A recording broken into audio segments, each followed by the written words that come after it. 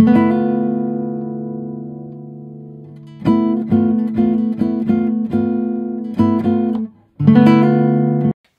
bienvenue, bon retour sur ma chaîne.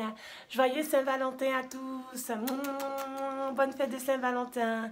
Mais savez-vous au moins quelle est l'origine de cette fête? Pourquoi célèbre-t-on la Saint-Valentin? Eh bien, il existe plusieurs versions de l'histoire. Je vais vous les raconter ici en vidéo. Restez jusqu'au bout. La première version de l'origine de la célébration de la Saint-Valentin est celle du XIVe siècle en Grande-Bretagne.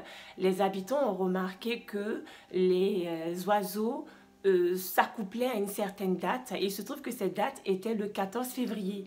Et ils ont décidé de surnommer cette date la fête des amoureux parce que c'est la fête où les oiseaux s'accouplaient.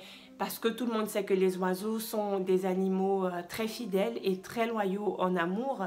Ils choisissent souvent un partenaire pour la vie. C'est dans ce cadre-là que les 14 février ont été consacrés à la fête des amoureux. Ça, c'est l'une des versions de celles qui existent concernant l'origine de cette fête, de cette célébration.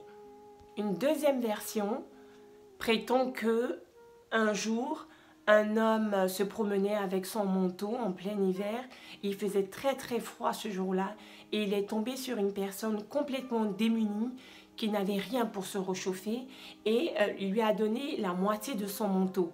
En faisant ce geste, il se mettait lui-même en difficulté puisque en ayant donné la moitié de son manteau, il avait moins de vêtements pour se couvrir. Il se trouve que cet homme était un Valentin et il est devenu Saint-Valentin quand il a été canonisé. Donc là, c'est la deuxième histoire qui prône que Saint-Valentin était un homme généreux et qui aimait son prochain.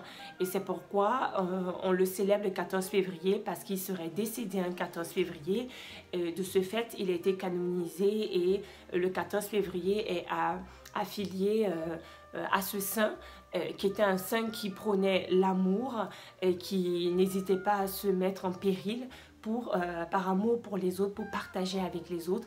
Voilà pourquoi l'origine de la Saint-Valentin n'est pas une fête qui concerne que les amoureux, c'est une fête de l'amour en général. Mais c'est vrai que dans nos sociétés actuelles, c'est l'aspect amoureux qui domine, mais en fait c'est une fête de l'amour en général. C'est une fête où on doit témoigner notre affection pour les gens qu'on aime. La troisième version de l'histoire de Saint-Valentin concerne celle de Valentin de Terni, qui était un moine ou un prêtre qui a vécu au 5e siècle. Et ce moine était un rebelle parce qu'il refusait de se soumettre à l'autorité de l'empereur Claude II le Gothique.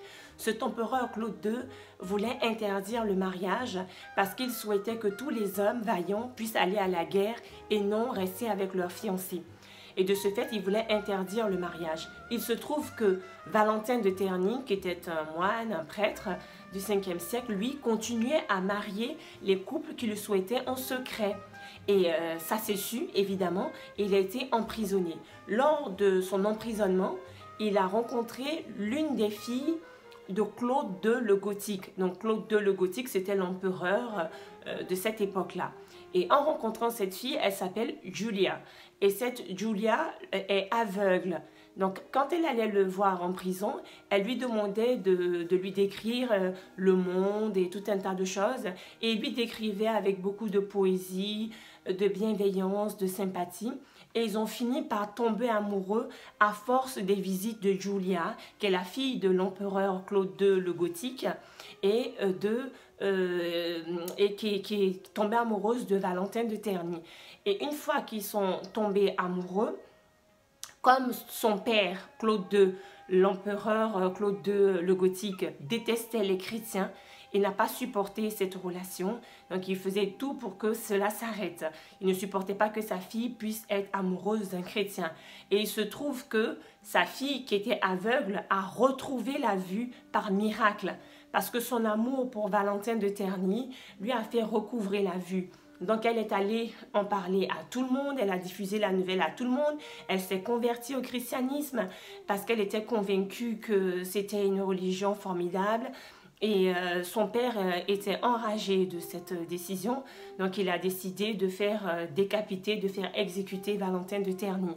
Donc il a été, et pour lui rendre hommage, une fois qu'il a été canonisé au 5e siècle, le pape Gélas a décidé de le célébrer le 14 février, puisque c'est cette date qui correspond à la date de son décès. Donc voilà pourquoi la Saint-Valentin est célébrée non seulement le 14 février et l'explication qui en découle. Vous voyez, il y a plusieurs versions de cette fête qui existent, mais quelle que soit la version qu'on choisit de croire ou qu'on adopte, vous remarquez que la tendance de l'amour, du partage, de la bienveillance revient. Donc c'est une fête qui prône pour ces valeurs-là, des valeurs humaines, des valeurs de solidarité, des valeurs de considération de l'autre et d'amour.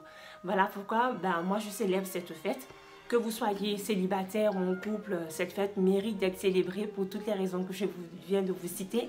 Aujourd'hui, beaucoup de gens rejettent cette célébration du fait que ce serait une fête devenue trop commerciale et que c'est juste quelque chose qui a été inventé pour faire des achats aux gens. Ben non, il y a une origine historique concrète par rapport à ça. Après que les commerçants se servent de ce prétexte pour vendre des produits, c'est tout à fait normal. Après,